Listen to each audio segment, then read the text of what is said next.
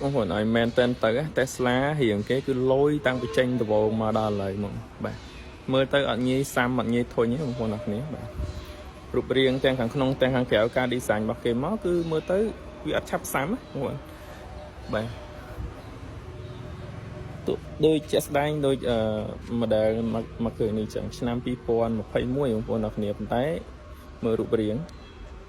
បាទនៅតែស្អាតនៅតែឆ្វង់ចឹងបាទគាត់ថាឥឡូវmodel 3នេះគេអាប់ដេតហើយកែរូបរាងខាងក្រៅតិចកែខាងក្នុងតិចចឹងណាបាទហើយអានេះdual motor កម្លាំងខ្លាំងបងប្អូនអានេះជាន់ផើតហើយបងប្អូនជាន់ផើតពោះហ្មងបាទអត់មានខ្ញុំអត់មានបានយកកាតមកកាតគេ scan ឡើងនេះដាក់មកពើងđấyវាលោតប្រាប់ថាអត់មានកាតទេចតបានទេបាទ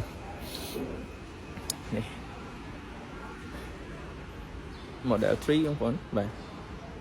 រៀងគេស្អាតណាឆ្វង់តាំងពីអើយមកហើយ Tesla បងប្អូនអ្នកគ្នាជាប្រភេទឡានដែលគេច្បាស់លាស់ឧទាហរណ៍ថា rank ដែលគេដាក់នៅក្នុងហ្នឹងនៅពេលដែលវាលោតថាយើងជិះបានប្រហែលគីឡូការ estimate ហ្នឹងគឺត្រូវហ្មង10គីឡូ20 30 100 បាទអញ្ចឹងអានេះជាចំណុចពិសេសរបស់ Tesla បងប្អូនអញ្ចឹងបងប្អូនស្រឡាញ់មកគឺនេះតម្លៃធូរបងប្អូនបច្ចុប្បន្ននេះបាទព្រោះវាមិនមែនជំនាន់ថ្មីបាទអញ្ចឹងតម្លៃគឺល្អមែនតើបងប្អូនស្រឡាញ់តាក់ទងមែនអរគុណ